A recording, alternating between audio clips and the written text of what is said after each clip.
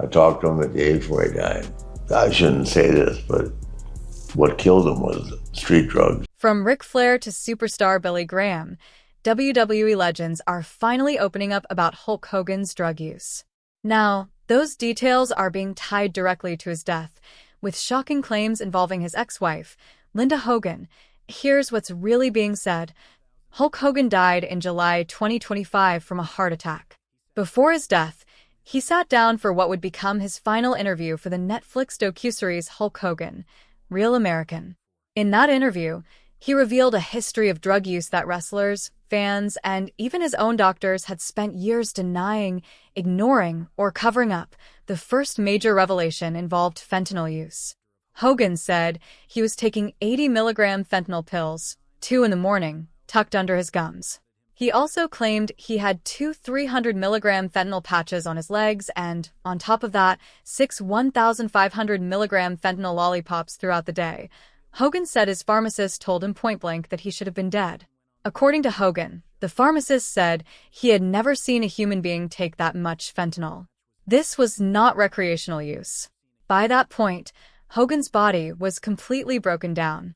He had undergone 10 back surgeries, 2 knee replacements, 2 hip replacements, and suffered from chronic nerve pain. He said he had to sleep in a chair, and that even twitching a finger could cause his entire back to spasm and torque. His last in-ring match was in 2012. He left total nonstop action wrestling in 2013 when his contract expired. But the drug use did not begin there. It started decades earlier. In 1994, under oath, Hogan testified at United States v. McMahon, the federal steroid trial involving Vince McMahon.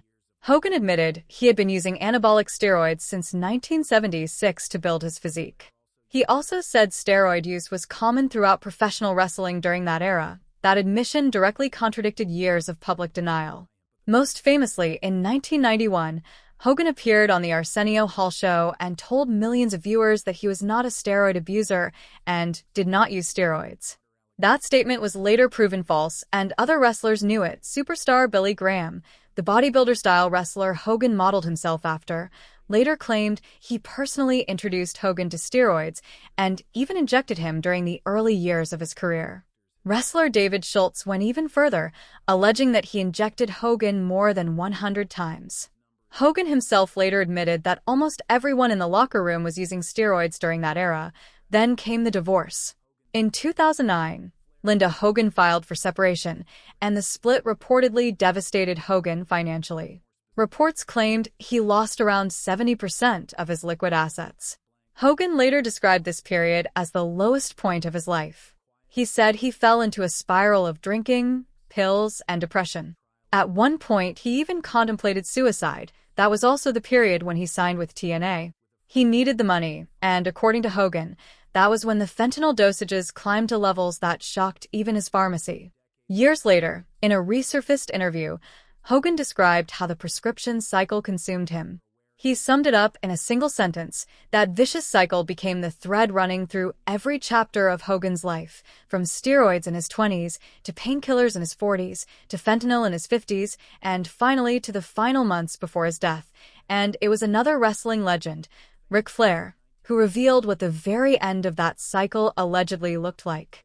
In a post-death interview, Flair said something on camera that nobody in wrestling media expected him to say out loud.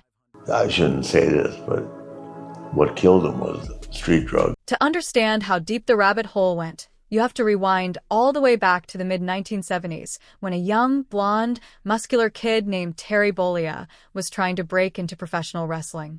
The business he was walking into was not the polished, sanitized WWE product people think of today.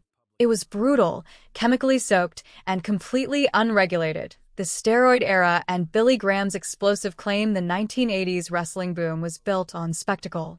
Promoters wanted oversized, comic book-shaped men who looked like they had stepped off the cover of a muscle magazine. According to multiple accounts, anabolic steroids were widely used across locker rooms, with many performers feeling like chemistry was the only way to survive the physical standard being demanded. That was the environment Hulk Hogan rose through. And at the center of his physical transformation, according to one of wrestling's loudest voices, was superstar Billy Graham.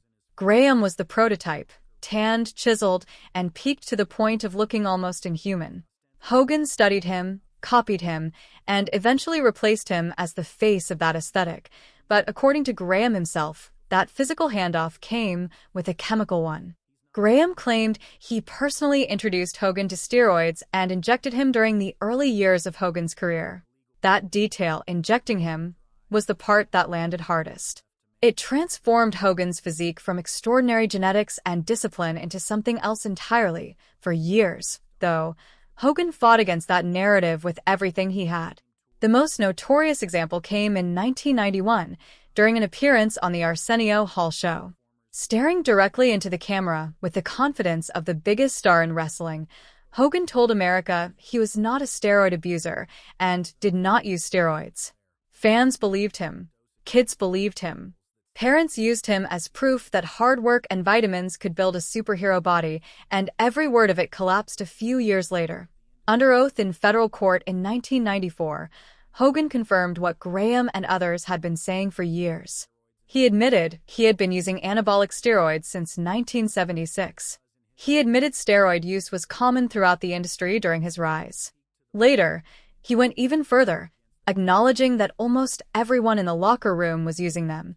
The contradiction was devastating. For nearly 2 decades, Hogan had been the face of a clean, wholesome, vitamin-chugging wrestling fantasy. Yet throughout those same decades, he had been quietly injecting performance-enhancing drugs. Ric Flair, who lived through the same era and understood exactly how deep the culture ran, has been unusually measured when discussing his own use. In a recent interview, he drew a clear line between himself and some of his peers. That distinction matters because Flair also used that conversation to explain why so many wrestlers who pushed their bodies to the limit ended up physically destroyed later in life.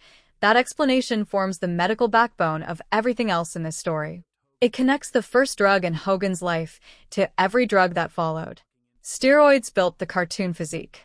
That physique carried him through 30 years of leg drops, body slams, and 1,000-mile travel schedules. But the ligaments and joints holding that body together were still human. They could not keep up, and when they started tearing, grinding, and snapping, the wrestling industry's answer was not rest. It was prescriptions.so. When WWE legends talk about Hogan's drug use, the steroid conversation is not just about vanity or cheating. It is about the first domino in a chain that ended with a man sleeping in a chair because his spine could no longer handle lying flat. Billy Graham's claim of introducing and injecting him, that is where the chain begins. The McMahon trial, the 100 injections claim, and the cost of the leg drop if Billy Graham's claim lit the fuse. The 1994 federal trial involving Vince McMahon was the explosion. This was the moment steroid rumors whispered through locker rooms for over a decade were dragged into open court, under oath, with the country watching. The U.S. government accused McMahon of distributing steroids to wrestlers, and the prosecution's star witness became Hulk Hogan himself. Granted immunity, Hogan took the stand and confirmed what Graham and others had long claimed. He admitted to long-term steroid use and acknowledged how saturated the culture had become. However, he insisted McMahon had not personally supplied him, a clarification that ultimately helped McMahon avoid conviction. The consequences of that testimony rippled everywhere. It confirmed on the record that steroid use was widespread in WWE. It helped McMahon walk free. And it shattered the final glass wall between Hulkamania's carefully marketed image and the chemical reality behind it. Fans who grew up believing in the prayers and vitamins, gospel suddenly had to confront a different truth. Their hero had been using steroids since 1976, but the courtroom admissions were only part of the story. One of the most eyebrow-raising claims came from wrestler David Schultz, who alleged he had injected Hogan, over 100 times. If remotely accurate, that figure described something far beyond occasional steroid use. It suggested a sustained, routine, almost clinical pattern woven into Hogan's daily life. Whether Schultz's exact number was precise or exaggerated is almost beside the point. The allegation came from inside the business itself, from someone with first-hand exposure to wrestling culture. Then came the broader allegations, the ones extending beyond steroids. Over the years, multiple reports surfaced involving cocaine, painkillers, and prescription abuse throughout professional wrestling. Not all of those claims were proven, and some were strongly contested. But the sheer volume painted an undeniable picture. Wrestling's biggest stars were not just battling opponents in the ring. They were quietly battling chemistry behind the curtain, and Hogan, as the single biggest brand in wrestling, sat at the center of nearly every story. Ric Flair, in the same interview where he discussed Hogan's death, gave one of the clearest descriptions of why entire generations of chemically enhanced wrestlers ended up physically destroyed before age 50. He was not talking about a few reckless individuals. He was describing the business itself. The muscle was borrowed. The joints were original equipment. Eventually, the math caught up with everyone, Hogan included. Later in that same conversation, Flair narrowed the focus even further. According to him, the move that destroyed Hogan's back was not body slamming Andre the Giant. It was Hogan's own finishing move, the leg drop. Flair joked about it, but the subtext was grim. Every leg drop compressed the exact section of Hogan's spine that would later require 10 surgeries. The signature move that made Hulkamania iconic also accelerated the destruction of his body. When you add everything together, Graham's injections, Schultz's 100-plus claim, the 1994 trial admissions, the allegations involving cocaine and painkillers, and the industry-wide culture of medicating injuries, this stops looking like a personal failing. It starts looking like a system that rewarded oversized bodies, punished rest, normalized pharmacy bags the size of duffel bags, and built its biggest star directly on top of it all. Everything that happened afterward, the collapse, the divorce, the fentanyl dependence, became a downstream consequence of a culture that had been quietly consuming Hogan since 1976, the divorce, rock bottom, and the rabbit hole. If the steroid era tells the story of how Hogan's body was built and broken, the late 2000s tell the story of how the man inside that body finally cracked. The trigger was his divorce from Linda Hogan. After more than 2 decades of marriage, Linda filed for divorce. What followed was not a clean separation. It was a financial, emotional, and personal implosion. Hogan reportedly lost around 70% of his liquid assets in the settlement. His family fractured. His public image, already damaged after the steroid trial years earlier, began crumbling in real time. Hogan later described this period as hitting rock bottom. Unlike many celebrity confessions, Hogan did not keep the details vague. He openly discussed drinking heavily, relying on prescription pills, and sinking into severe depression. He admitted that during this stretch of his life, he contemplated suicide. Think about that for a moment. The most recognizable wrestler in America, the man who body-slammed Andre the Giant in front of 93,000 people, was sitting alone, medicated, financially broken, and questioning whether life was worth continuing. Hogan described the descent with one haunting phrase. He said he went down this rabbit hole. That wording matters because it does not describe a sudden collapse. It describes a slow, spiraling decline, one where you can see yourself falling but cannot stop it. During this exact stretch, Hogan signed with Total Nonstop Action Wrestling. By his own admission, he needed the money after the divorce settlement drained him financially. The situation became surreal. Hogan was physically devastated, emotionally exhausted, and heavily medicated, yet he still returned to wrestling because the industry had conditioned him to keep going no matter the cost. Colleagues reportedly saw that he struggled to get out of bed and was living in constant pain. Still, he showed up in later interviews. Hogan directly linked the escalation of his pill dependence to the endless surgeries his body required. 10 back surgeries alone. Most people never experience one. Hogan endured 10, and after every operation, the prescription cycle restarted. Eventually, though, he described feeling like he was no longer chasing the pills. The pills were chasing him. That line explained more about Hogan's addiction than entire documentaries ever could. This was not about pleasure anymore. It was compulsion. During this period, the fentanyl dosages reportedly climbed to levels that shocked medical professionals. 2 80-milligram fentanyl pills daily, 2 300-milligram fentanyl patches, and 6 1,500-milligram fentanyl lollipops throughout the day.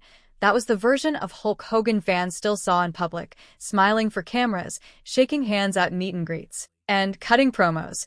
Reports also described him mixing prescription medication with alcohol. For anyone familiar with opioid pharmacology, that combination is extremely dangerous because both substances suppress breathing, dramatically increasing overdose risk. The damage spread beyond his body. His relationship with his daughter became strained, and family conflicts spilled into the media. The wholesome Hogan knows best image had disappeared, replaced by tabloid headlines and lawsuits. Yet through all of it, Hogan kept wrestling, kept medicating, and kept showing up. His final in-ring appearance came in 2012. He officially departed TNA in 2013 when his contract expired. By that point, discussions about Hogan's drug use were no longer just about steroids. They had become discussions about survival, Ric Flair, and the final chapter for most of Hogan's life. The drug story emerged in fragments. Billy Graham's claims, courtroom admissions, tabloid leaks, resurfaced interviews. No one connected the entire timeline publicly until Ric Flair did. In an interview discussing Hogan's death, Flair explained that he had remained close to Hogan until the end. Then he delivered the statement that reframed the entire story. Flair claimed that street drugs ultimately killed Hogan. Flair described how doctors had finally begun refusing additional prescriptions. He mentioned a neck surgery in early 2025 that reportedly became infected. Then he listed the physical toll Hogan's body had endured by the end: 10 back surgeries, 2 knee replacements, 2 hip replacements, and a severe neck operation. That was the final condition of Hulk Hogan's body after decades of wrestling, according to Flair. Once the prescription pipeline dried up, Hogan no longer had a way to manage the pain or dependency. Flair implied that Hogan then turned elsewhere to remain functional. What makes Flair's comments so impactful is who he is. He is not a random commentator speculating from afar. He is a 16-time world champion who lived through the same locker rooms, injuries, travel schedules, and temptations. When Flair talks about the culture surrounding wrestling and addiction, he speaks as someone who survived it himself. That is what many WWE legends are ultimately exposing. They are not simply accusing one wrestler of bad choices. They are describing an industry that built larger-than-life bodies, destroyed them through constant punishment, treated the pain with increasingly powerful medication, and then left many wrestlers alone once the damage became irreversible. Hogan himself eventually admitted something revealing during later interviews. He said he realized that while his body still hurt, it was pain he could technically live with. The real problem was that the prescription cycle had stopped being about pain management long before. Understanding addiction, however, is not the same as escaping it. The physical damage remained permanent. The tolerance remained permanent. And according to Flair, once the legal prescription stopped, Hogan turned to whatever he believed would keep him functioning. That, Flair suggested, is what ultimately ended his life. In the end, Hogan's story became bigger than one man. It became a reflection of an entire wrestling culture that normalized pain, addiction, and physical destruction for decades. Hogan was once presented as an immortal superhero. By the end, he was a man reportedly sitting in a chair, surviving on pain medication while his body slowly collapsed under the weight of everything it had endured. His legacy now leaves the wrestling industry facing a difficult question: how many more stories like his still exist behind the curtain?